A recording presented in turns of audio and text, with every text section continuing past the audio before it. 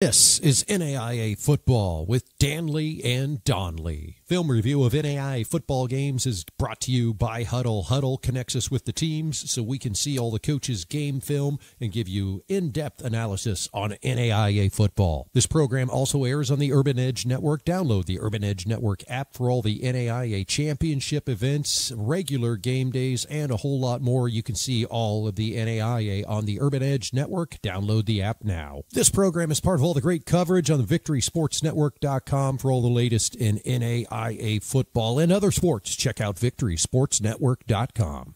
Hey, how's it going, everybody? This is John Gruden, the old coach, down here in Tampa, Florida, just studying some football.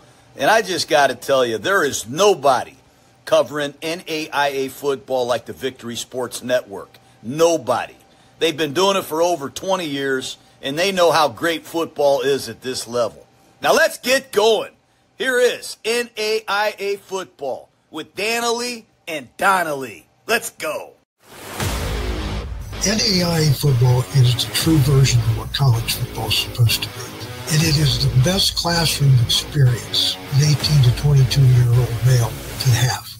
One of the most valuable parts of a college education is that experience. It's life in a microcosm, and it's just something special for a young man to have to experience. And don't you let a moment go without thinking about what's there for you to reach out and grasp. NAIA football with Dannelly and Donley. I'm the aforementioned Jason Dannelly. Thank you for coming in and checking out some NAIA football this week. Had a big weekend of games, some near upsets, some teams in the top 25 that really needed to win to make their lives a lot easier at making the NAIA championship series. That didn't happen for a couple teams, and now everything's in disarray. We've got a whole bunch of stuff here to talk about. Pat Donley will join me in just a little bit. Let's run through a couple games here before we bring in Pat and get all of his analysis and breakdown. Of course, around the NAIA, brought to you by the American Diabetes Association. November is Diabetes Month. All right, a couple games to look at here. We thought it would be a featured game, ended up not being too much of a featured game as Friends down Kansas Wesleyan 63-6. Dakota State improves to 6-2 with a 44-14 victory over Mayville State. You've got Evangel continuing on their winning ways and heading up their division of the KCAC to be, well, kind of the sole proprietor that's looking at making it to the NAIA Championship Series out of their half of the league. Montana Tech takes sole control of the Frontier Conference East with their win over Rocky Mountain. Campbellsville and Faulkner, we thought it could be a trap game. Was not a trap game. Campbellsville handled business 62-9. And then a little bit of an overtime scenario here. Cumberland's, who last week beat Bethel 34-10, takes Cumberland, Tennessee, who earlier this season knocked off Campbellsville to overtime. Cumberland, Tennessee, the Phoenix, that is, they get the victory 40-37 and stay on that outside chance, maybe possibly making the NAIA Championship Series. Elsewhere in the GPAC, we had one game nearly go to an upset, but Dordt ended up getting the 31-26 victory off of a late interception in that game.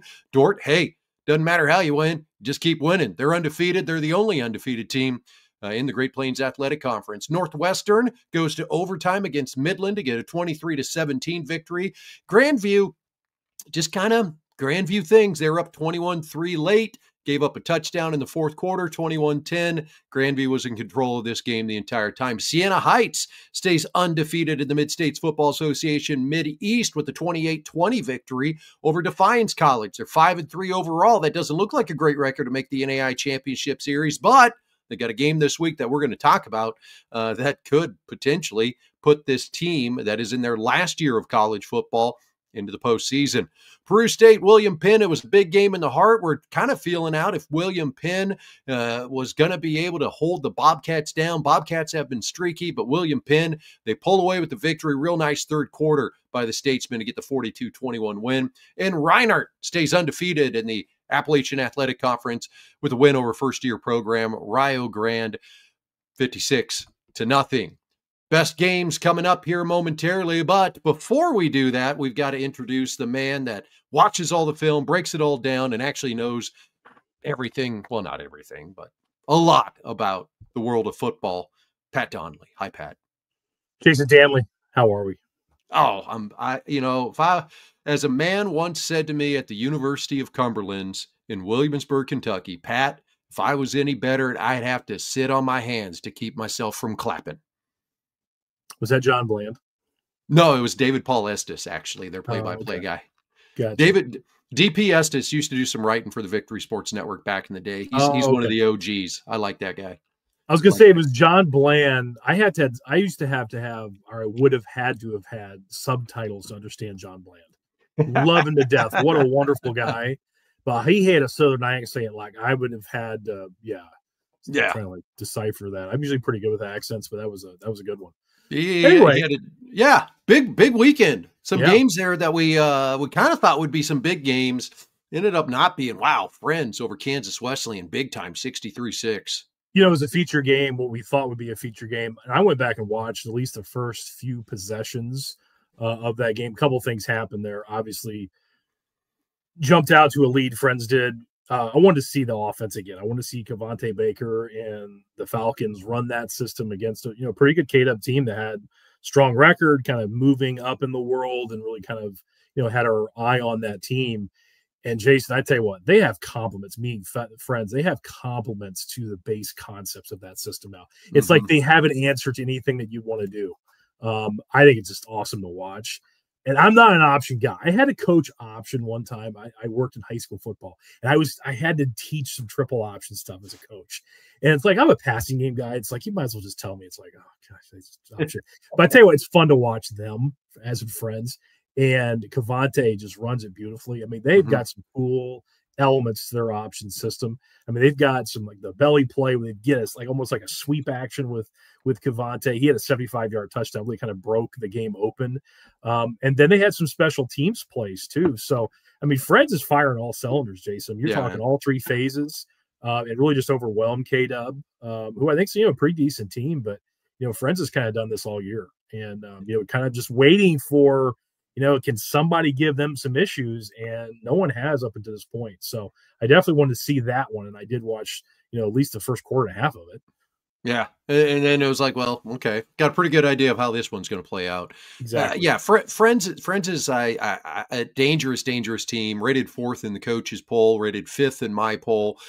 I think seeding in the postseason, and we'll talk more about this later on. We won't get too deep into it because we've got some featured games that we want to get through here. But I think seeding in the postseason for them could really, aid them in a run at getting to the semifinals.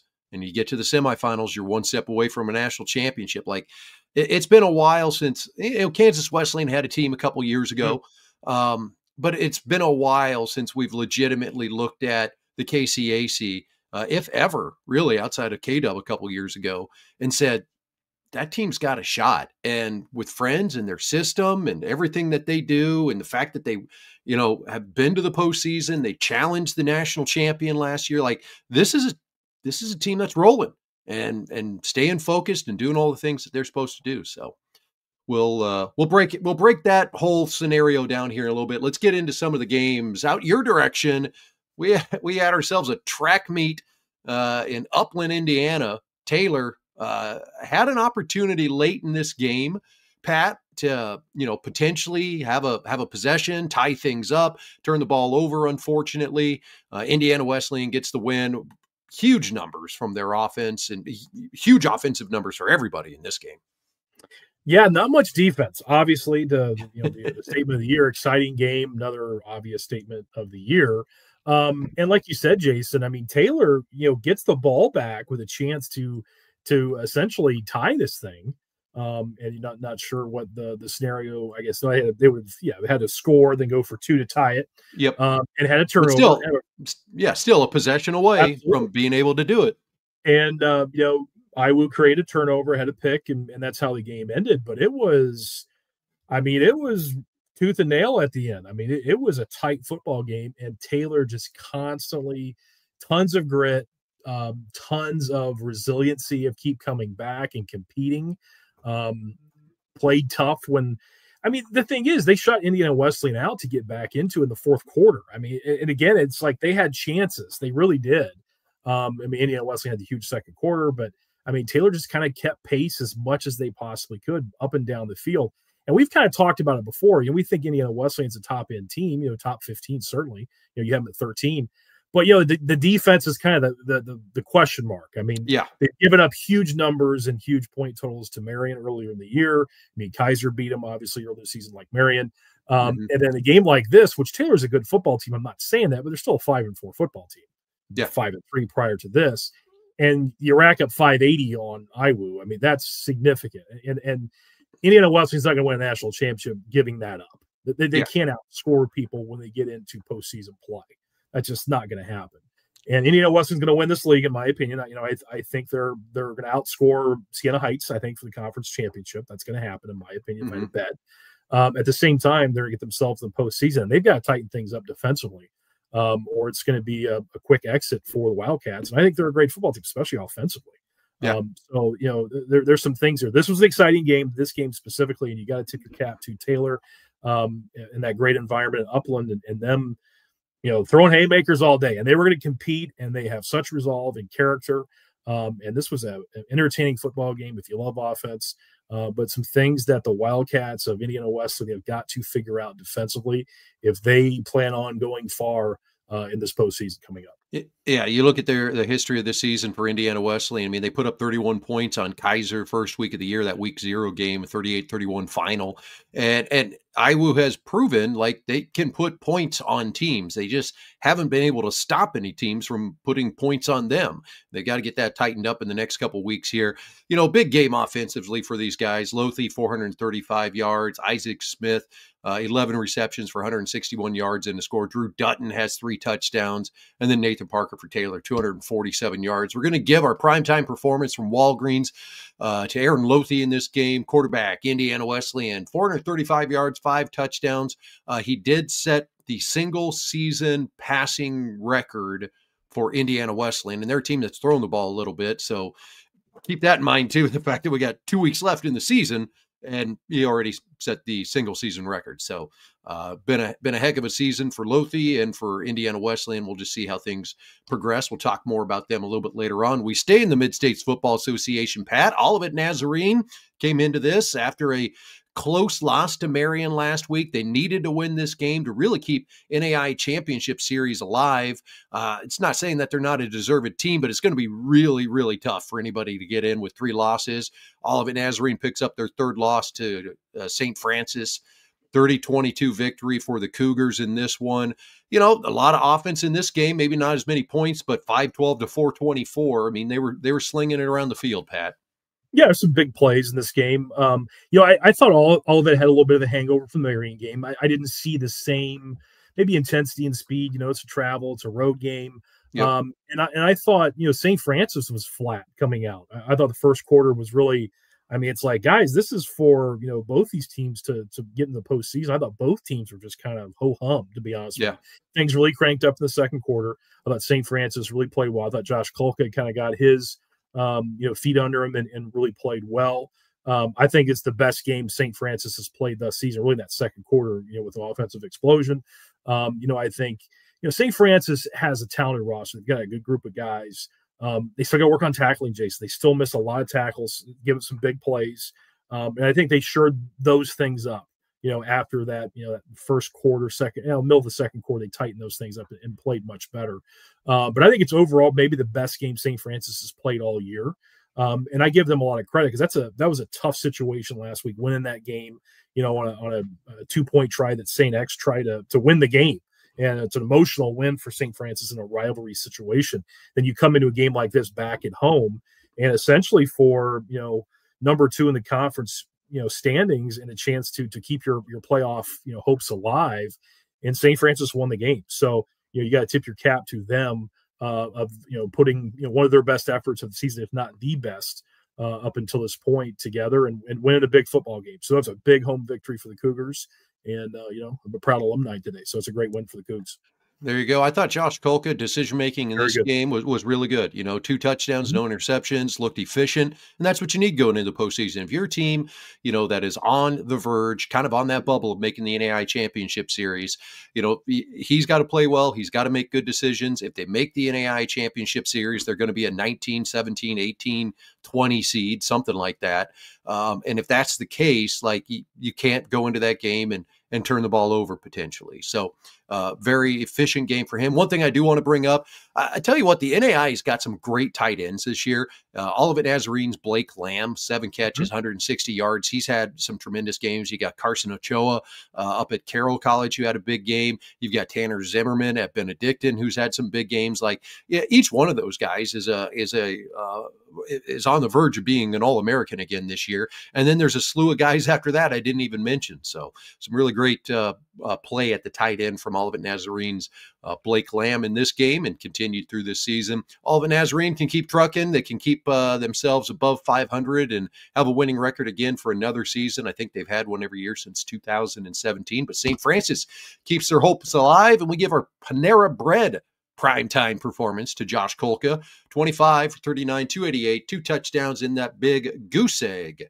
at the interception part there. Real nice for Mr. Kolka. We move on. We go to the KCAC. This was a fun game to watch, man.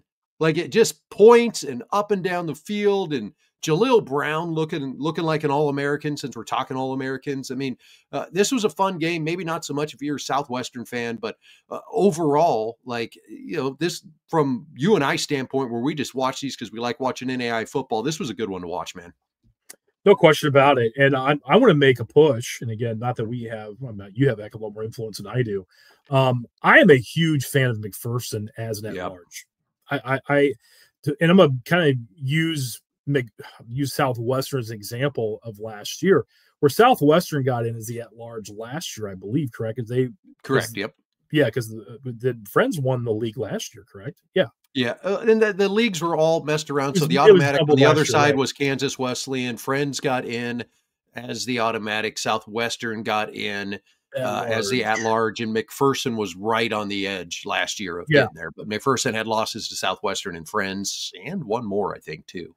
So Southwestern, it was a year ago. And again, not that we're prognosticators necessarily for postseason, but I would assume Southwestern's probably going to be out now of the postseason. But what a good football team. And I'll get to them in here in a second. But I'm going to say this. I think McPherson getting in this season, watching them in this game, and I tell you what, we talk about their defense. I mean, they've been proven for the most part all season. Again, they gave up some points in this game, and a couple of those are special teams touchdowns, so it's not all in the defense. And I'm going to say McPherson could, to me, be like Southwestern last year in the postseason, and that make a bunch of noise in the NAIA postseason once in as an at-large. I think they play good, strong defense, got a great running game, and I think they have timely passing game enough with balance to be a real problem for people. I'm a big fan of McPherson, and watching this game, very closely. This is an exciting game, another, great offensive game, and incredibly entertaining game to watch. So I want to push for McPherson, get them in the playoffs. They're absolutely deserving, I think. And this game is closer with special teams touchdowns, and they got to tighten up some special teams there with the old Bulldogs there. But I tell you what, Southwestern, probably a year away, Jason. You can kind of see. I think they're replenishing some guys that were off that playoff team a year ago with some young players, and there's still some of those guys that are remaining from that team last year that are just incredibly dynamic. I mean, they got some speed, Southwestern, on that team, and one of my notes here and exclamation points is dynamic players, offensive players, big play players. And both sides have that. Again, you talk about, Brown. I mean, what a dynamic player he is. Again, carried 45 times and that type of production and speed and all the things that he can do. But, this game was full of playmakers, certainly on both sides. But, I really am a fan of McPherson because, again, you have that balance offensively, run and pass, strong defense. And I think they can really make some noise in the postseason if they can get it. Well, big win for them to give them an opportunity. I think they're well coached. Jeremiah Fiskus kind of took things over, and McPherson was out of low, and he's slowly built things back. He has established a program. He's established a culture. That's what you see with McPherson, and they've gotten better from last year to this year. They challenged Friends early. They got up on Friends, forced a couple turnovers, was able to capitalize on those turnovers. They did the same thing in this game against Southwestern. So very well coached team in McPherson, Kansas. At this point, I think if they went out with one loss, I mean, how do you not get them? How do you not have a one-loss team in the postseason? So if they went out, I think their destiny is going to be in the NAIA Championship Series. Unfortunately for Southwestern, 3 losses is going to be super tough. They're sitting at 6-3 right now. All their losses to teams, that are going to be in the NAIA Championship Series. They lost to Friends, they lost to Evangel, and they lost to McPherson. And the argument can be like, well, the only teams that we've lost to have made the postseason. Yes, that's correct. But you've also proven you can't beat 3 of the teams that are in the postseason. So I like Southwestern too. I do have a comment here, and I do have to bring this up. Stats are wrong. Jalil had 360 and 4 touchdowns. So a little bit on this game. This was like the last slide that I had to put together. And I watched the game. They weren't really doing stats live. The live stats went down in the second quarter. They had to redo the stats after the game, and they statted this afternoon. And about 3 o'clock this afternoon, this is what the statistics came up as. So, I mean, it's possible that Jalil Brown had 360 yards rushing. I mean, 360. That might be. That's got to be a record of some sort. If it's 360. I think. Well. This is from 2004. I don't have the most recent version right here of the that's a lot. The NAIA record book. 274 is a whole heck of a lot. Yeah, anyway, I'm not sure. Yeah, here's the thing. Talk about the love of the NAIA. I will tell you, statistics at the NAIA level is an absolute gong show at times. I've seen them all, my friends out there watching our podcast, listening to our podcast. Stats are quite the experience. Yes. Derek Williams, 409 yards, Eastern Montana. Good God, it's a lot. That's a lot. That's a lot of running. It's a lot of yards. And if it's not him, it's been a more recent one that's more than 409 yards. So my apologies for not just having that baked in, everyone. Now I know it's over 400. I figured the mid threes would have been the record, but yeah, if it's over 4, that's significant. That's all significant, but that's insane. Did your Raiders win, by the way? I saw they were tied going to OT. I saw they went to OT. I haven't seen any update yet. No. Jacksonville up 30-23 in OT. I'm sorry, bud. Anyway, back to what we were talking about.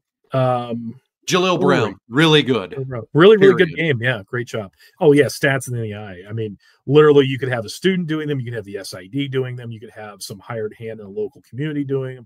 It's all over the place. So, yeah, give Jason a break here. And I appreciate Brad bringing that up because I did want to say, like, this game, statistically, like, the jury might still be out. But regardless, the only stat that matters at the end of the day, McPherson won 53-40. We know that to be accurate. Good game. Yeah. Primetime performance from Hope Federal Credit Union. Yeah. Jalil Brown. I mean, a lot of yards and 3 touchdowns. Might have had that many. Might have had 360. Might have had, I don't know, could come away with 500. End of the day, really good. Mid-South Conference. What the hell is happening in the Mid-South Conference? Bethel last week loses 34-10 to the University of Cumberland's. And then this week, they get Georgetown at home. That score is wrong, by the way. That's 26-23 was the final in overtime. 26-23 is the final. Then Bethel, beats Georgetown, top 16 rated team by the NAIA coaches poll. They get to win here. So I don't know, man. I don't know. I mean, I'll be real honest. Like, this was a great game between these two. Tight game, went into overtime. I watched this game. I didn't walk away from seeing either of these teams in this game and going, yep, we need to, those guys, they're right on the edge of making the postseason. Like, honestly, I wasn't over impressed. I wasn't under impressed. I just kind of saw two pretty good NAIA football teams going at one another. Couldn't agree more. Yeah, I mean, Bethel scored 2 offensive touchdowns in this game. I mean, let's be honest. It's a lot of field goals, and there was a pick 6. So, you know, I will say Bethel, I thought defensively created some turnovers. You know, I thought that was, you know, something that was really positive. Yeah, I don't think it was a great offensive game. I mean, yeah, there's some production compared to the games we just talked about. I don't think it's any comparison. Yeah, it's a close game. I'm not sure it's a great game, to be honest with you, Jason. That's just my opinion. Yeah, it goes to overtime. You know, it's exciting. And I certainly don't want to, you know, discredit, you know, Bethel for winning the game. They found a way to do it. But yeah, it's a pick 6 in the first quarter that Bethel created and, you know, turned into a touchdown. And they created other turnovers. Did a nice job defensively with some looks that were challenging for Garrett Slineker and you know, turned him over a couple of times. You know, Georgetown had a lead, Jason. You know, they kind of methodically, you know, chipped away, had some scores. You know, they scored twice in the third quarter. They had a 20-17 lead with 1:25 left. Bethel really hadn't done much offensively, really all game, and we're backed up and had 1:25 and had to you know get a chance to put themselves in a situation to kick the game tying field goal, and did so and put a drive together. I give them a lot of credit. And you know, made some throws and had a couple quarterback scrambles and things of that nature, and a lot of effort plays. You see their guys, you know, trying to break tackles after making a catch and trying to get the extra yards, fighting to get out of bounds. And you know, I thought their clock management and coaching there was done very, very well. Yeah, Coach Springer doing a great job in his first year. Coach Springer did a great job. His staff did a great job of really managing that situation well.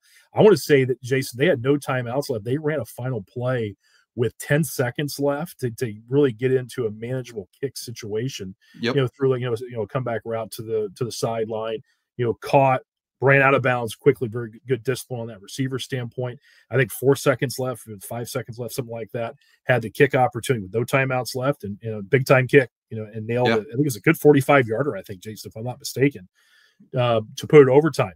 And Bethel defense once again played extremely well, forced Georgetown to a field goal situation. Georgetown makes the field goal. Bethel's football, and it's literally 3 run plays, and it's physical. And the final run play, literally dragging Georgetown Tiger defenders into the end zone with that. And who was the runner on that play? Was that Kirk? Ryan Kirk. It was Ryan Kirk. Yep. Just a tremendous, and that was just an effort play. That was just a will to take the football in the end zone. For the Wildcats, that was just a great run. And the other thing I noticed on that game-winning drive in overtime, I wonder if Bethel saw something defensively after that first run, and they said no, like on the ball, go again, because they basically went no huddle and got up there and didn't allow for any substitution. And I'm wondering if they caught Georgetown in something on that drive that they liked, because we hadn't seen them just run the ball physically like that, play after play after play, until that drive. So that's where I kind of look at, you know, the coaching of Bethel. You know, they 2 years ago, they were in the postseason. Last year, they didn't make the postseason. Michael Jasper leaves, goes to Stetson. Chris Springer gets elevated on the staff to become the head coach. This is kind of his team now. And you're really seeing some nice progression in a first-year head coach, getting his guys out there, getting his guys playing, and playing well. You know, this was a big victory for Bethel, who now sits at 4-3 and is pretty high up in the NAIA Performance Index. But again, I still look at 3 losses and trying to make it into the NAIA Championship Series as being very tough, especially for both of these teams who are now picked up that 3rd loss. Yeah, I mean, there was just a will there, Jason. And I'm with you that last drive. And again, I'm watching this as I'm driving. I probably shouldn't admit to that. So yeah, you're right. There was some tempo there. You're right. That's a great point on your part of an observation. And I don't remember exactly the scheme. I thought it was maybe his inside zone. Maybe it was a gap scheme. I don't remember off the time. I watched a lot of football, a lot of different games. But yeah, you're right. They were not allowing Georgetown to substitute or make any type of, you know, communication or adjustment, you know, on that series. And it was just like, literally, we're going to run it in between the tackles. It's going to be physical. And Kirk just said, I'm running people over to get to the end zone. And I thought it was really, yes, it was a great effort play on his part, but it was, the offensive line was into the play, and there was some push there to really, you know, guide him into the end zone to win the game. And it was an incredibly physical, you know, final 3 plays for the Bethel Wildcats, and a really great win. And found a way. Again, scoring 2 offensive touchdowns, you don't think you should, you know, win a game, but they found a way to do it. And it was great, you know, kicking game. And like you said, coaching in situations where, put yourself in a minute 25 to get to an opportunity to kick a long field goal to tie it, then getting into an overtime situation and really have an awareness to have an advantage and tempoing, not allowing those adjustments to take place, and run the football well and really have an easy score in those 3 plays. Jason, just run the football right at the Tigers. Going back to regulation real quick before we move on from this game, what would you call that set that Bethel was in late in the game? It's kind of like diamonds to the right. Quads? Yeah. Just you just call it quads. Yeah, it's quads. You have 4 receiver, like a diamond set. Yeah. So what it's going to be a number situation, but it was kind of cool. So they're basically seeing how many numbers are lined up over there. And then what's going to happen is, do I have an advantageous box then? If they're going to remove defenders out to cover 4, then in theory, if they do, I should have numbers, to run the ball with your Q. So that's what it was. But it's kind of cool how they do that. They were very creative. I like what Bethel does. So I think there's, like you mentioned it last week, Jason, we haven't watched a lot of Bethel. We watch closely in this one, obviously, that there's some things in place for the future with Coach Springer, what he's doing. And you said it, I think, last week in talking about, there's some things in place as a first-year coach, kind of getting things going because they have their moments. They've had their moments this season. And this is another example of that they're doing some good things to build for the future.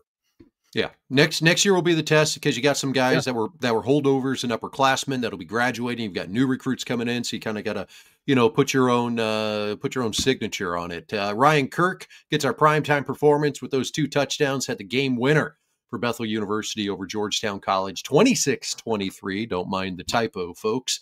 We go to the Frontier Conference West and a trap game that we talked about last week. Georgetown's game was also a trap game that we talked about last week.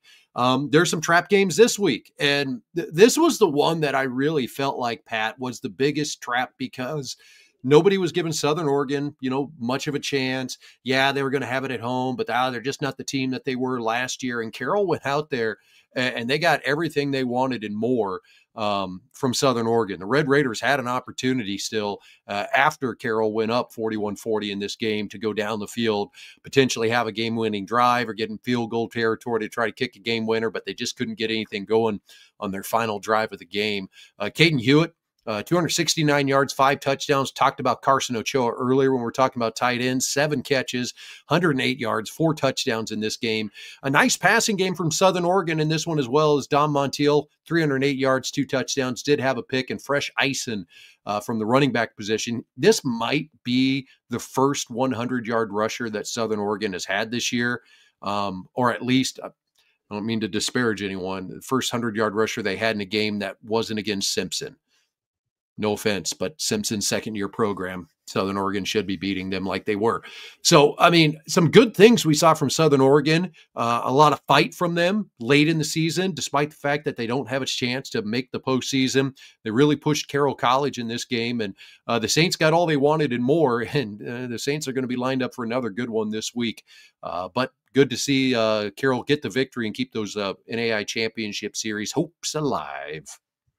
Yeah, I think when Carroll College is in the postseason, Jason, and Carroll College is good, it's good for the NAIA. I've said that before. Yep. It's a blue blood program. Arguably the greatest dynasty, arguably in NAIA history that happened about 20 years ago. So it's good to see him back in the mix. And it's a good program. We talked about him a couple of weeks ago in their victory over Montana Western. Caden Hewitt is a good quarterback who has progressed throughout the year and had a big game in this one. Carson Ochoa, arguably the best tight end in the NAIA. Very, very good defense. They gave up some points in this game.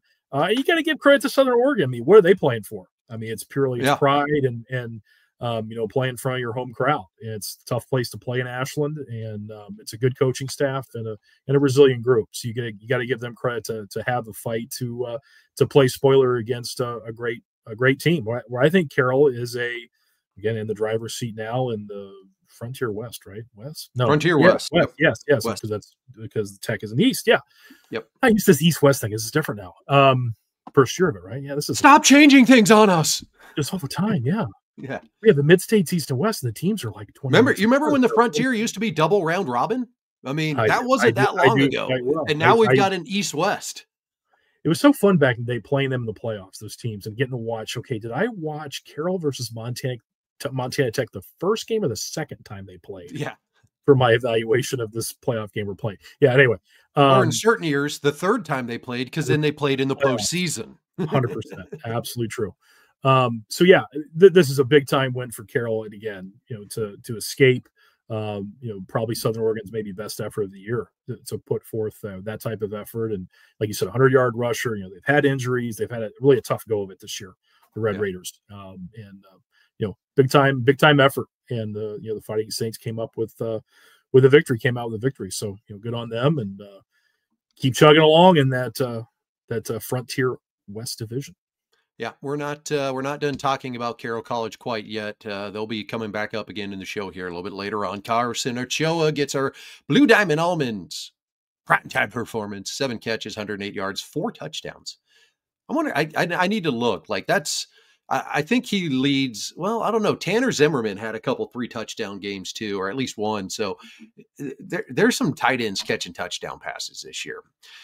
All right, we move on to the Victory Sports Network NAIA Football Top 25. Will be out tomorrow morning at victorysportsnetwork.com at 4 in the morning. If you're up that early, that's when I post it. That's because they taught me all sorts of things about posting articles at the same time every week so that the Google AI and a logarithm picks it up and you maximize the number of whatever. It's going to be out tomorrow morning when you wake up. Just check it out, victorysportsnetwork.com.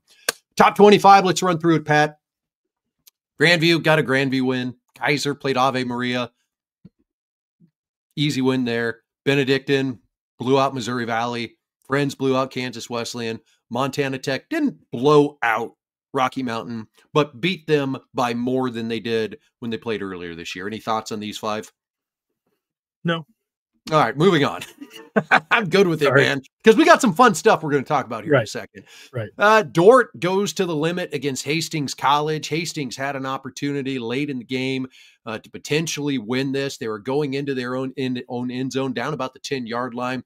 Wide receiver catches the ball or has the ball in his hand, kind of turns upfield, pops out of his hands. Dort defender right there, picks it off, and Dort ends up winning the game. But hey, Dort, you get the win, you get the win. That's all that matters. Marion gets kind of a ho-hum 28-11 win over St. Francis, Illinois. We talked about the Carroll game just now. Lindsey Wilson didn't play, and Morningside blew out Doane. I'm assuming you have nothing.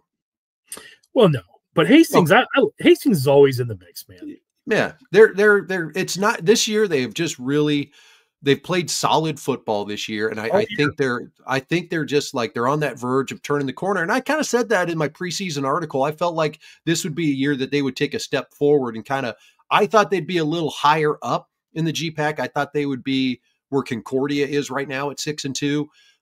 But nonetheless, Hastings has had a nice season compared to where they've been in the last couple of years. The old horseshoe on the helmet, it's like they're always in the mix, man. The luck just didn't swing their way this time. Like you said, that final play is just a tough one. But they have, you look at their scores. I mean, they gave Morningside all they could handle. I mean, they really have put together some good football this year. So got to give Hastings some credit. Coach Matt Franzen getting it done out there in Hastings, Nebraska. All right. Campbellsville was in a game that we thought would be a trap game. It was not. Ottawa, Arizona. I don't stay up that late, folks. And when Ottawa plays at 9 o'clock my time, 7 o'clock kickoff out there, I don't catch the end of the game. It was like 28-0 in the second quarter. And I was like, okay, I'm not going to worry about this one.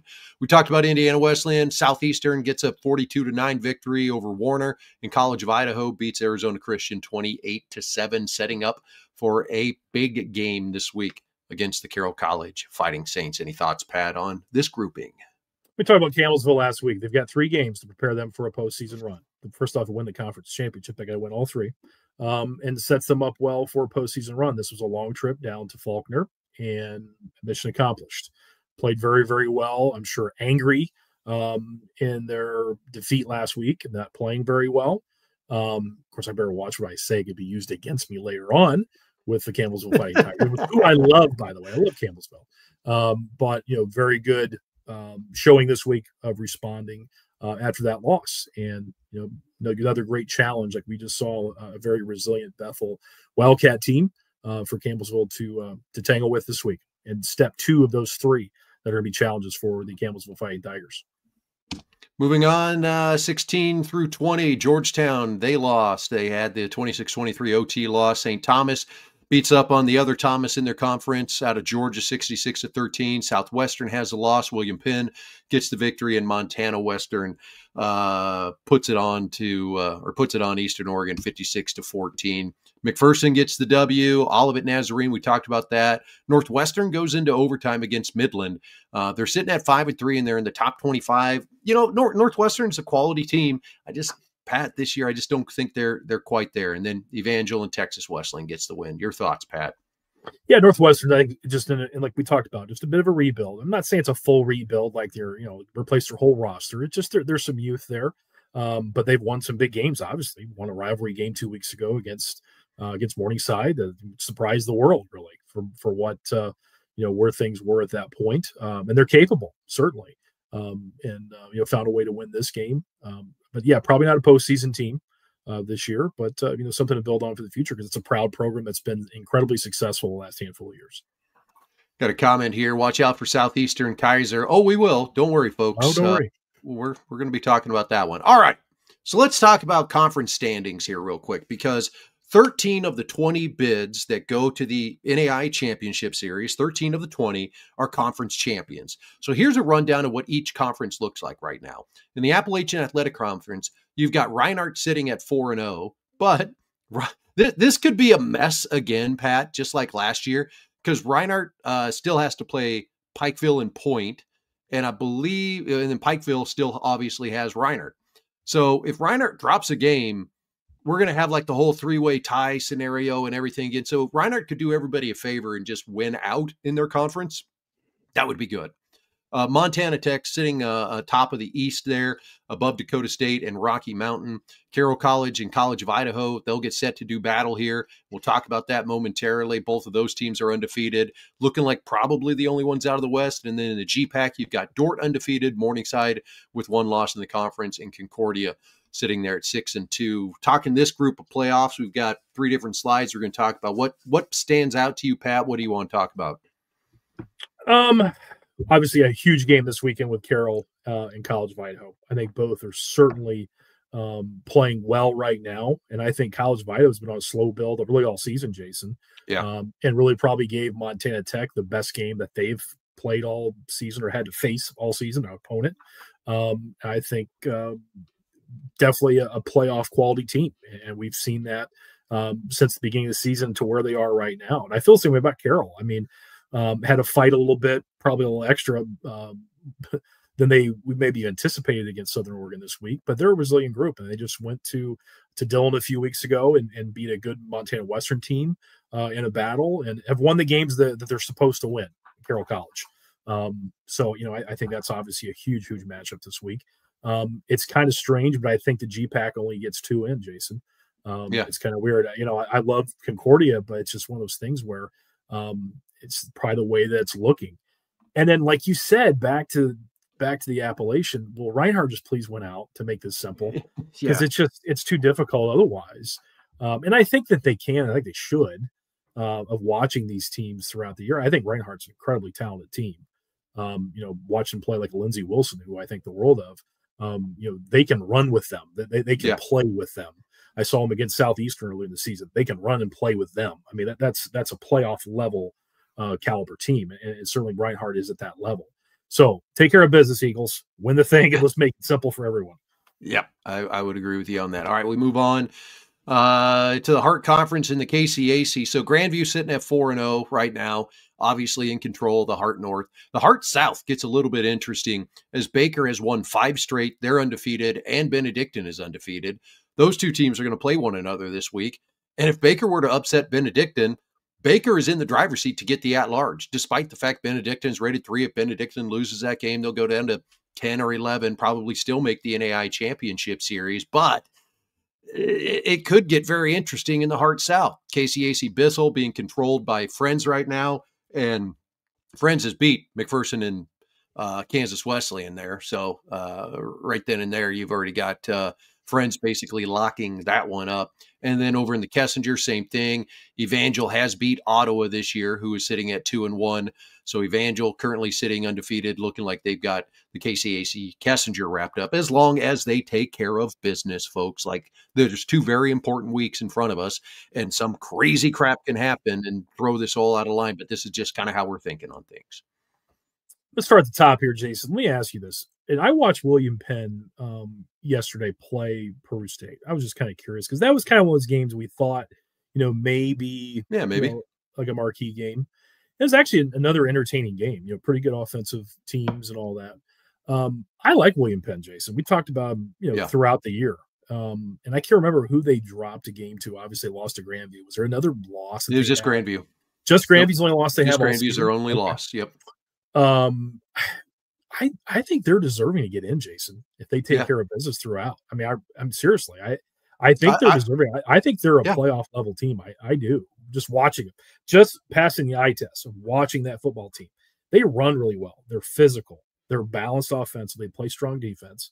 I think they're a playoff level team. Just watching them play against Peru State, which Peru State's kind of all over the place, we know, but they are dynamic. They have some athletes, and William Penn can match up with them and really did exceptionally well against them.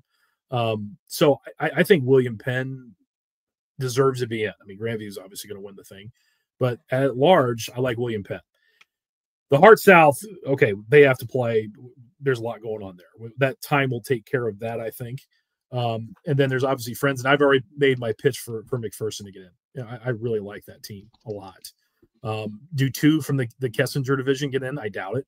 Probably 1. Just Evangel. One. Yeah, just Evangel. Probably. So there's nobody else over there that has a record to even get in. But I mean, the one thing I don't want to gloss over, because we're talking about next week's games, but Benedictine finishes up. They played Missouri Valley 66-7.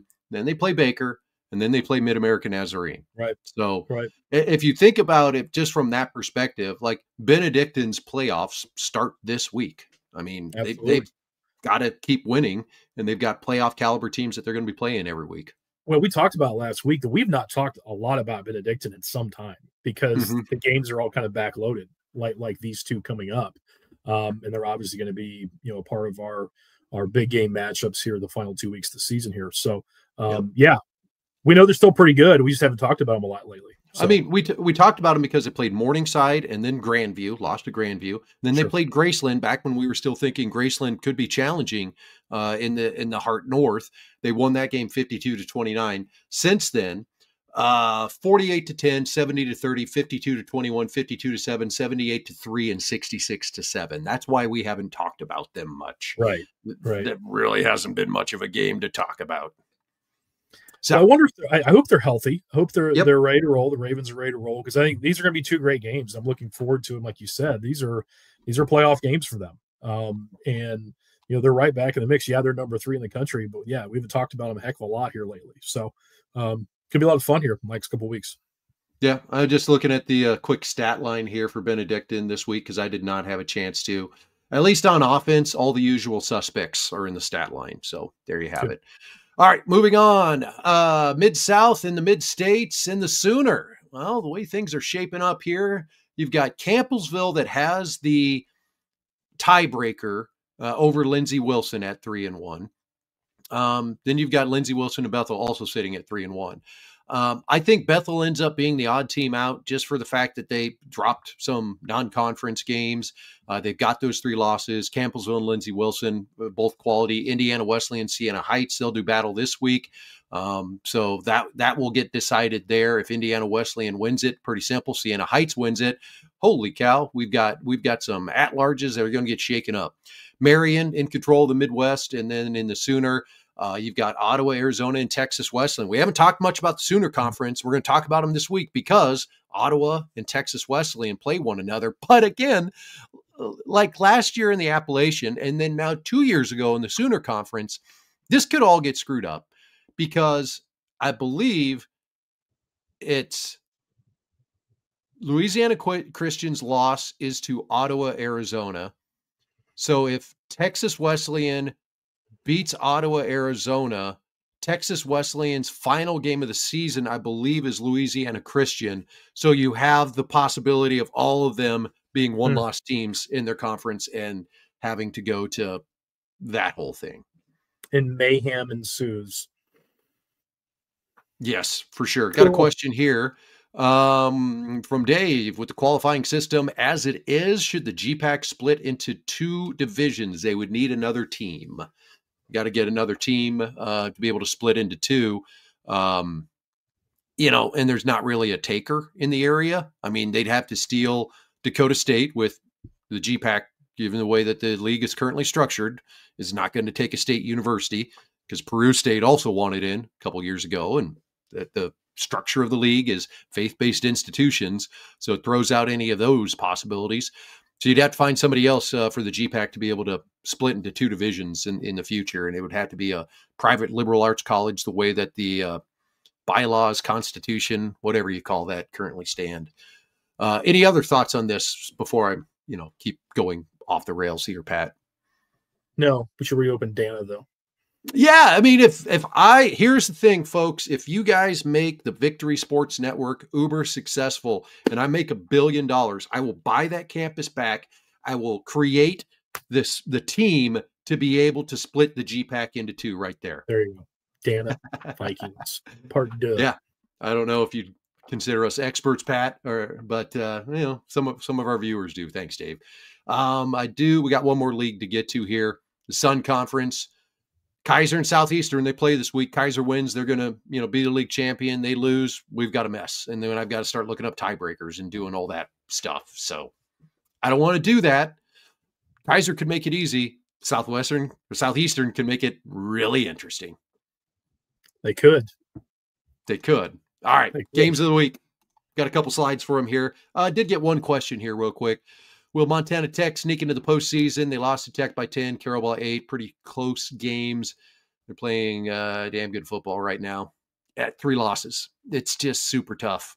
I know they played those teams tough, but the fan looks at it as we've only lost to teams that are going to be in the postseason. Like, we beat everybody else. That's how the fan looks at it. Like, we were so close to beating that team in the playoffs. The way the selection committee looks at it is, you have proven that there's 3 teams in the postseason you can't beat. So why should we put you in the postseason? So, I mean, I don't kill the messenger. I just know how both sides think on this. Right. All right. Games of the week, Pat. College of Idaho at Carroll College. Both teams with 1 loss this year. Both are undefeated in their half the league. And then we got Southeastern at Kaiser University. Another great one. Let's start up top. College of Idaho, we've mentioned it on the show, kind of a slow build this year. It kind of has played them their way into this. Hey, they've got a chance to win a conference championship. They've had some close games. They've had some nice victories. The 1-score victory at Eastern Oregon kind of makes me go, what the heck? Carroll, I think, has kind of been at that level all year. It took them a game or 2 to get going with Caden Hewitt at quarterback, but otherwise, this Carroll team has been playing really well all season. I think it's the Saints in this one. But that's why it's a featured game. That's why we're going to watch it. College of Idaho's got as good a chance as any, but Nelson Stadium's a tough place to play.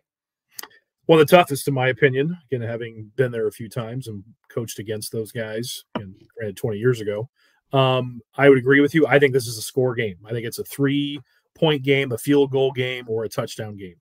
I'm going to give it to Carroll as well, but I think it's a 28-24 type game is kind of where I'm thinking. And I think it's down to the wire, but really physical game. Both these teams are very well balanced and play strong defense. Yeah. But I think Carroll is a team right now, in my opinion, that's kind of the team of destiny. We've kind of seen it for the last couple of years that they're getting so close to getting back into that, national prominence of getting that program, that great program with all the tradition, back into the national scene. And I can see Carroll, doing that this season by winning the conference championship, getting in as an automatic qualifier in the postseason. Just kind of my feeling how things have gone this year.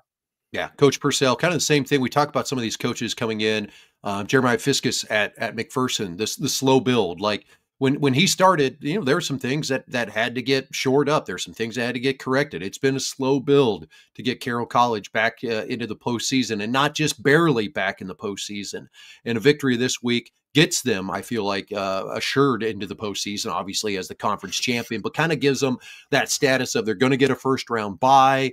They're going to get a home game then in the second round. It gets them back to that status, as opposed to we barely made it in, now we got to travel somewhere, or we barely made it in and we're on this play-in game. I think this kind of solidifies them as a strong postseason team. In the Sun Conference, we've got Southeastern and Kaiser. Now, you and I have both seen one or two games this year where Southeastern looked like they could beat anybody in the country.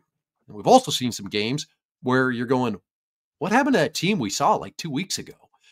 Kaiser, on the other hand, they've been them dudes, basically. They've been Kaiser all year, and they're going to get this game at home. So I think this is a very uphill climb for the Fire to try to get a win at Kaiser, but they got the horses to do it. Could they pull it off? I throw it to you. It's possible, and here are the two things I think are incredibly important. I think, number one, Southeastern, if they can find any way possible, I mean any way possible, to slow the run game of Kaiser down, any way they can. I don't know if it's committing bodies to the box in the run game. I don't know what it is. Some creative scheme, somehow, some way, defend the run well. They have to, because there's times that they've had issues with it. Yep. I think that's number one. And I think Coach Wall is a brilliant defensive mind, the head coach there. Really, really good coaching staff. There's no doubt. I know they know how to do it. Got to get the team to be able to execute it. So whatever that game plan is to stop the runs, number one. And I think it's going to be a heck of a lot of Nate Michael, just being the dual threat player that he is. Because I tell you what, he's that X factor, though, Jason. Not really talking about Kaiser and all the things, the weapons that they have, but I think Nate Michael's a guy that you can grind out long, sustaining drives with if you're Southeastern, and take the ball out of Shea Spencer's hands a little bit, almost kind of Kaiser, if you would, of the balance of the run and pass balance, and long, sustaining drives, shorten the game a little bit. I think if Southeastern, they'd love to win this game 17-14. Do you know what I mean? Like I could see that potentially happening. If they win this game, it's going to be that type of score, in my opinion. Just if it's possible to shorten the game, it's on Nate Michael's shoulders to keep the chains moving, sustain drives, find creative ways, run and pass, and use your legs when you have an opportunity. Nate, you take off and make plays, and play good run defense. They have a chance. Now, easier said than done, because Kaiser's pretty darn good. Kaiser's still good. Kaiser, and that sounds eerily similar, or that formula for Southeastern to win the game is pretty much Kaiser's game plan each and every week. They play the game the right way. They're going to be physical. They run the football well. They got a great quarterback in Shea Spencer, as we all know. So this is going to be a tough challenge, yes. But if Southeastern has a chance, they do those two things, they have a shot. Yes. Yeah. I still wouldn't bet it, though. I wouldn't bet it. I think Southeastern's got some big play capability. Yes. If they get one over the top, it could be a ball game. And then, like you say, if they grind it out, and they get that one big play over the top, that one big play around the end where somebody breaks loose, they're really going to have a shot. But Kaiser, I've watched them enough this year to know they still got that strong offensive line. They still got that strong defensive line. Their secondary plays really well. They've got a lot of weapons on offense, and they're being led by who I consider to be one of the top 5 leaders in NAIA football in Shea Spencer, and what he does week in and week out for the Seahawks. So it's going to be an uphill battle, needless to say, for Southeastern. User comment, Rourke Law, Kaiser 7 conference championships in the past 7 years. SEU is the only team in the Sun Conference to beat Kaiser twice. So years ago, but yeah, years ago. I mean, again, it's not out of the realm of possibility. I'm not saying that. I think things have to go. The sun has to be and the moon has to be aligned just right. And I'm not saying it's not possible. It is possible, but got to defend the run really well. And Nate Michael and that offense have to be tremendous for Southeastern to win this game. And they got to win a low scoring game. I think that's what has to happen. 100%. Moving on, we'll move on. We go to the Sooner Conference. Ottawa, Arizona going to Texas Wesleyan. And then in the Mid-South, you've got Bethel sitting at 4-3 going to Campbellsville. Let's start up top. Let's be honest. Like, Ottawa hasn't played anybody this year. Like, they beat Louisiana Christian. Yes. So they got that win. But otherwise, like, Ottawa's just been through their schedule. This is the first real challenge. Texas Wesleyan, even though they've got 3 losses, those losses are to an FCS and a couple really good Division IIIs. So I just feel like Texas Wesleyan has been battle tested a little bit more. So people from the outside looking in going, 7-0 is taking on 6-3, 7-0 team, they'll get this win. This is going to be a tough game for Ottawa to go into Fort Worth, Texas, and get a victory against Texas Wesleyan. I think they do. I'm going to pick Ottawa to win this game, but this is a conference championship game. And Pat, I just think it's going to be a battle. It's one I'm really looking forward to watching on Saturday. Yeah, I don't disagree with you. I have not seen Texas Wesleyan in some time since the Lindsey Wilson game. So it's been a while. Since week 0. Yeah, it's been a while.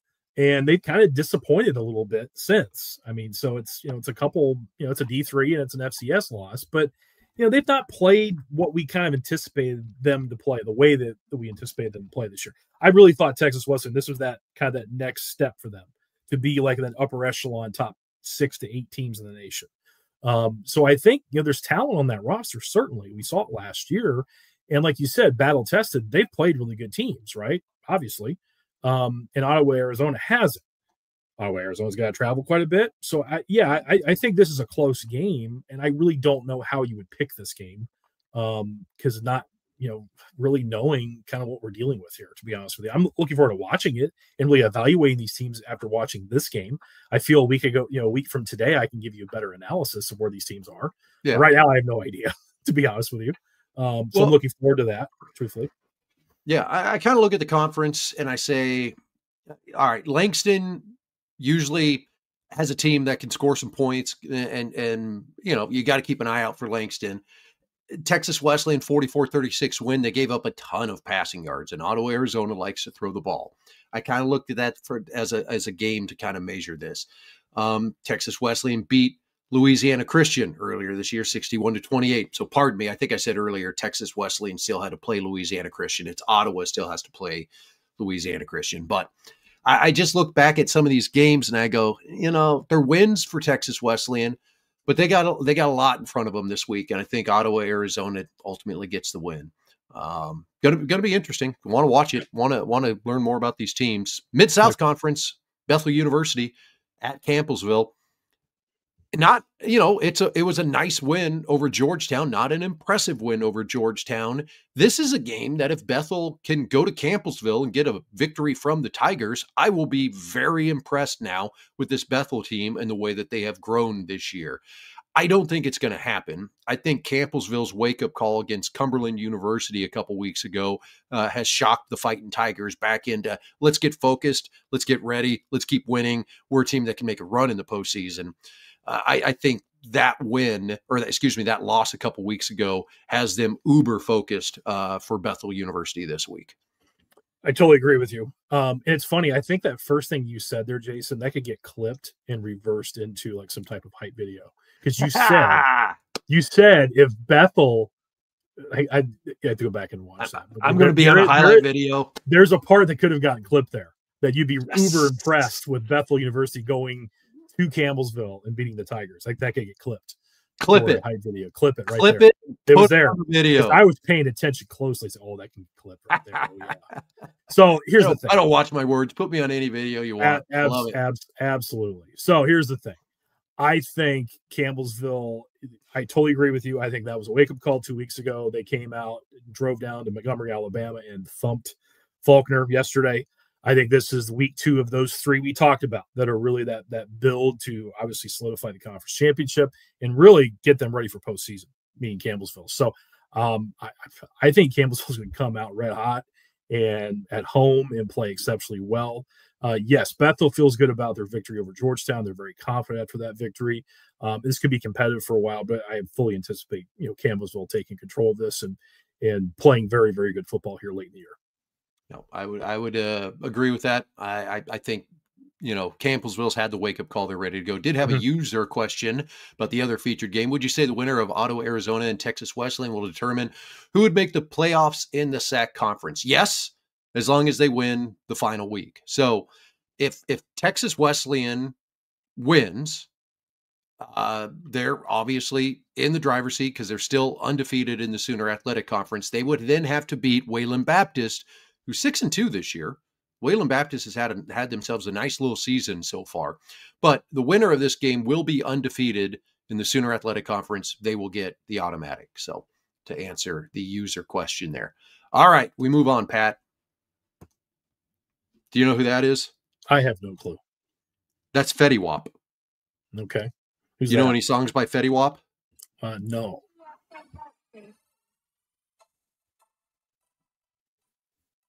No. No? No. Trap Queen. Trap Queen.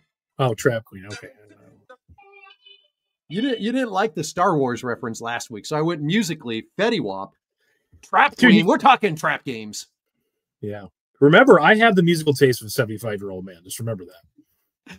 Just remember. The only reason I know Fetty Wap Trap Queen is because I'm a big fan of the Kansas City Royals, and that was like the team's song in 2015 when they made the run to the World Series and all that. And they would always find ways to get like 1738 into their like post-game interviews and something like, yeah, he makes that play 17 out of 38 times. That's how I know Fetty Wap Trap Queen. Okay. And that's why we're talking trap games. Gotcha. Okay. I think these are the trap games, man. And I didn't put Benedict and Baker as one of the featured games of the week because not a rated matchup there. I think it's a trap for Benedictine. Baker fans might not like to hear that because Baker's thinking we're 5-0. We're in this conference. We're in the lead right now. We have more wins in our conference than Benedictine does. They're only 4-0. We're 5-0. I think it's a trap game for Benedictine. They're going to Baker. Things have been cruising right along for them. They got to be focused to be able to come into this as the number 3 team in the country to potentially, drop a game on the road that could really screw some things up. That's why I put that as a trap game, not as a featured game. But we have other games on here, these trap games that could be featured games, Pat. Any one of these stand out to you as, ooh, that one right there, that might be a trap. That could be a trap. 1738. I mean, Cumberland, Tennessee just kind of been that trap team all year, though, right? Like, I love Lindsey Wilson. I think they're a dynamic team. Mm-hmm. But, like, Cumberland, Tennessee just did it to Campbellsville. That's the one that just kind of jumps at me maybe a little bit. Mm-hmm. And I'm with you. Like, Baker, they're probably feeling slighted right now, just like you said. But, like, Benedictine's top 3 team. I mean, come on. Yeah. Baker was 0-4 to start the season. So, yeah, I mean, those two kind of jump out at me. I don't think the other ones necessarily are, to be honest with you. But yeah, I mean, I look at thing I look at with Mount Marty, they can throw the ball a lot. Yeah. And if we go back to Morningside's games, that they early in the season that played against Benedictine, Benedictine was able to throw the ball on them. So Mount Marty, a team that can air it out a little bit, could cause some problems. Granted, it's going to be in Sioux City. Mustangs just need to be careful. I don't know why I keep trotting Graceland out there as a team that could potentially get an upset. I mean, they're a talented bunch. They're a talented team. If William Penn, is riding high off the win over Peru State and maybe overlooking what Graceland's got coming at them, this could be a trap for William Penn. The fact it's at home, I think that helps them. And then, McPherson better not read the press clippings. They better not watch this show and us talking about them being in the postseason. And then they look at the score, obviously, of the Friends Kansas Wesleyan game and go, wow, they beat them 63-6. Like, we're going to walk. K-Dub will be at K-Dub. And this has been a pretty good team this year. So that's why I say that could be a trap game right there. And then Concordia, who is rated, by the way. I don't have that on there. Concordia going to Dort. Dort's undefeated. Concordia's got 2 losses in the conference right now. Dort could be looking past them because guess what? Conference championship game potentially next week against Morningside. Mm-hmm. If they're looking too far ahead, this Concordia team is a good enough team that could knock them off. So I think we got some potential traps here coming this week. Any other thoughts, Pat, before we? No, you said the Concordia. This is going to wrap it up, baby. Yeah, Concordia Dort. Yeah, I'm with you because, like you said, the Morningside game is looming the week after, and Concordia certainly has proven that they can play at that level, no question, and knock off a team like Dort. Again, Dort, snuck out one just yesterday, so people are teams have pushed them to the brink before, so Concordia certainly has that ability. And Mount Marty, they knocked off Northwestern earlier in the year. So, I mean, anything's possible, certainly. And we're seeing more of that this year. And again, we've talked about, pretty much all these leagues to some level. It seems like there's more depth in general. I mean, really, when you think about it. So, yeah, I think anything's possible. And we're seeing it at all levels of football where it's hard to go undefeated. Like, we're talking about Dort. We're talking about, Benedictine. I mean, it's hard to go undefeated. They lost to Grandview, I guess, right? Yeah. Right. Yeah. Early. It's a long time ago. It's hard to go undefeated. Kaiser's got a challenge this weekend with Southeastern. It's hard to do that. So, we're seeing, more depth, more competitive games down the wire.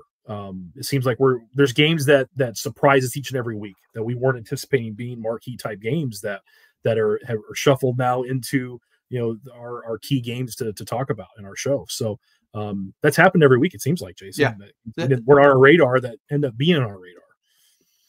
Well, the thing I like about the last 3 weeks of the season that we just finished, the third week. We're now got 2 weeks left in the season before we have 1 week left in the regular season. We start with this view way back here, and now we're getting here where it's like, okay, all of these games mean something. There's postseason implications. There's seeding implications. There's a lot of things that can start happening. It's a lot tougher to figure that out week 3 unless it's just 2 top 25 teams playing. So that's why, some of these unrated teams, they've got a chance to potentially, make some noise, if you will, in the world of NAIA football. And with that said, Pat, that wraps up our regular talk about the world of NAIA football. We now go into the Blue Diamonds overtime segment. Anything that we missed, anything that we didn't talk about that we should have talked about before we go off the rails here for a couple minutes? Hour and 2 minutes just on straight NAIA football, Pat. I know. I don't think we got to the features. We got to the features in 9 minutes too. So it's that's hard hitting on the feature games. We really got in-depth analysis today on NAIA football. Because everybody loves almonds, so thank you, Blue Diamond. Yes, Blue Diamond almonds. Almonds. Question for you: Yes. Has anyone talked about I have a really good story for the love of the NAIA. Do we have anything just really quick? I don't. I didn't even check emails, and I might have had a DM on Twitter that I kind of forgot to go back. Well, I've got a good one here because I turned on the St. Francis Olivet game yesterday. Yep. Obviously, I'm an alumni. I spent more than half my life at the University of St. Francis. And we've always had fun, we as in St. Francis, always had fun field stories, facility issues, right? Mm-hmm. We always have, again, talk about the NAIA, love the NAIA. We always have some type of facility issues. There was a delay yesterday in the Olivet St. Francis game yesterday. You know this, Jason? Did you hear about this? No, I did not. Stands came up on the turf field. So the crew there at St. Francis had to get Gorilla Glue or whatever. They had to go and basically glue down elements of the field. So it was like a 25-minute delay. So I turned the game on at 1 o'clock because the game's not starting. What's going on? And of course, the great Joe Parson, who's called every game, I think, in USF history, minus a couple medical situations. So explained there's a delay for the field. So I started I started reminiscing of years past. So back to 2003, Todd Sturdy's St. Ambrose team came to the University of St. Francis in round 1 of the playoffs. No, excuse me, this is round 2 of the playoffs. Oh, so because they beat Mid-American Nazarene, who was undefeated. They beat them on a tipped ball at the end of the play. John Booth throws it, gets tipped. They're saying pass interference. They're saying not pass interference. The ball ended up being tipped. Mike Cochran, very sad on the sideline. Yeah, I remember that game. 2003. 22 years ago. That's crazy. You're just amazing. Anyway, so the Fighting Bees, the great St. Ambrose Fighting Bees with Todd Sturdy. I think Mike Magistrelli was DC back then. Mike's a good friend of mine. I think he was still on that staff. A lot of good guys. Yep.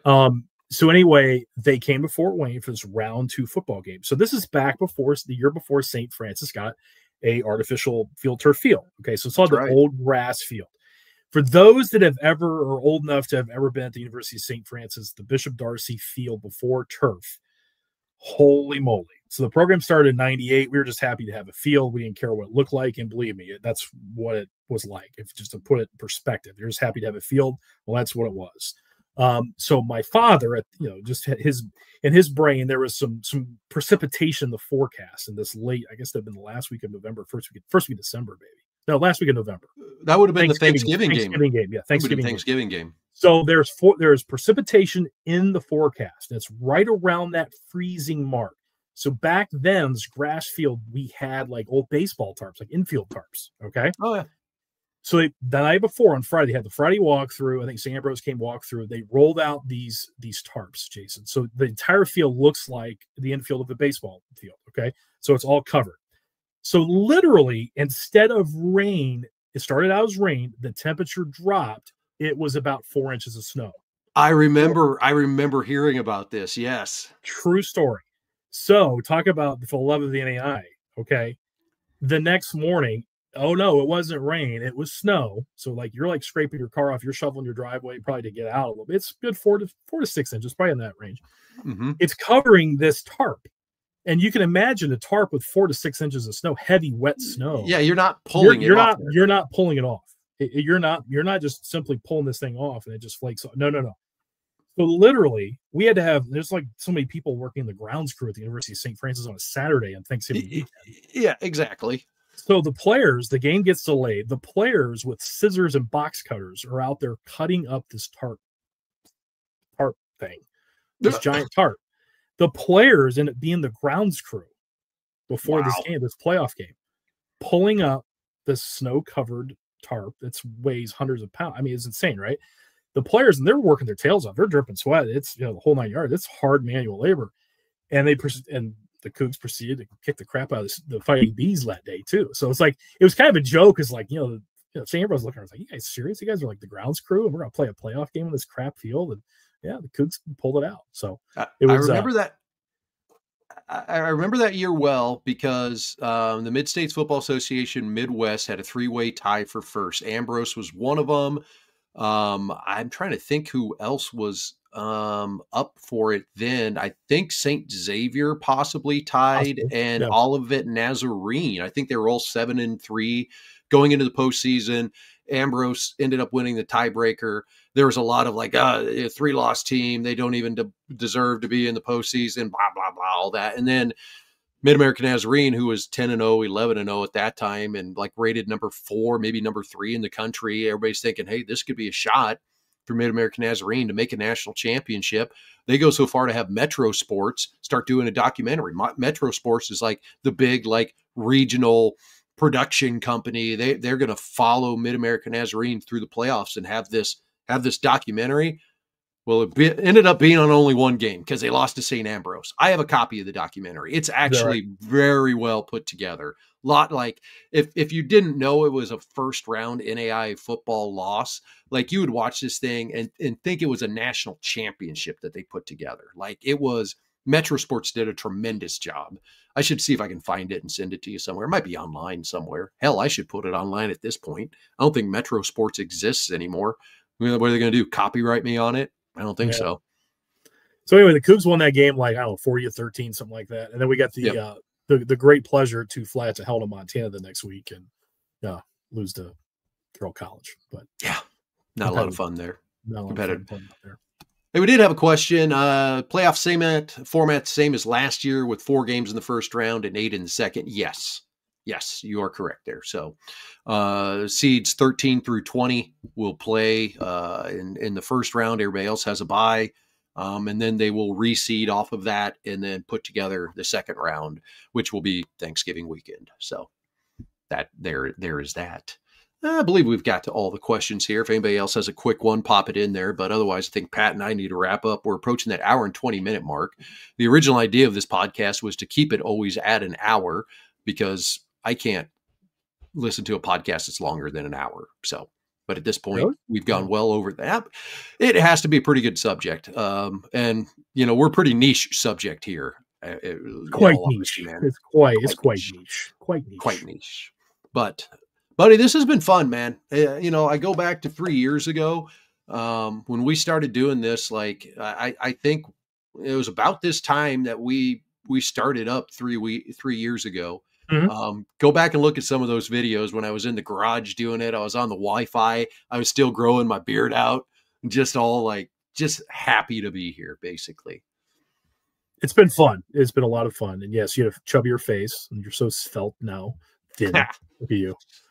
Yeah, we've come a long way. It's been good, man. Been a lot of fun. And yeah, it was late in the season, I think, 3 years ago. You're right. It was like towards, kind of the last 3 or 4 weeks of the season, getting in the postseason. So Yeah, it's been a lot of fun, and this is going to be a fun run. And we talked about it off air a little bit. It's one of those things. It's like, is it Grandview and Kaiser once again? I think the field is really interesting. I mean, you got 1, 2, then I think, 3 through maybe 12, 14, 15, 16. There's a lot of parity this year. And I think the interesting things can happen. And there's a lot of different type teams out there that can make a run. So these last, couple of weeks are going to be really interesting. 3 weeks, I guess. Yeah. So it's going to be fun. We'll probably start asking some questions about what people think, who's going to win, blah, blah, blah, all that in the next couple of weeks. But I just look at the way the NAIA is shaping up right now for the postseason. And I really think it's going to be a lot more about seeding and home field than it is really about the quality of the teams. Because the 20 teams that are going to get in there are going to be really good, can challenge. There's probably going to be 10 teams on the outside of that are going to be right at that verge that, in a different year, you could plug and play and have the same sort of quality in the NAIA postseason. So I'm looking forward to it, man. Could be a lot of fun. I think we need to wrap it up. All right, everybody, don't forget, Top 25 comes out tomorrow morning. We'll have that. Chips Picks on Tuesday. The Around the Nation article comes out on Wednesday. We follow all the games all weekend long. Check us out on Twitter. You know where you found us here, so you know where the links are. Just if you haven't added us or followed us yet, do that part as well. All right. He's Pat Donley. I'm Jason Dannelly. This has been NAIA Football with Donley and Donley from the Victory Sports Network. Get on out there, enjoy some NAIA football, and have a great week, everybody. Later.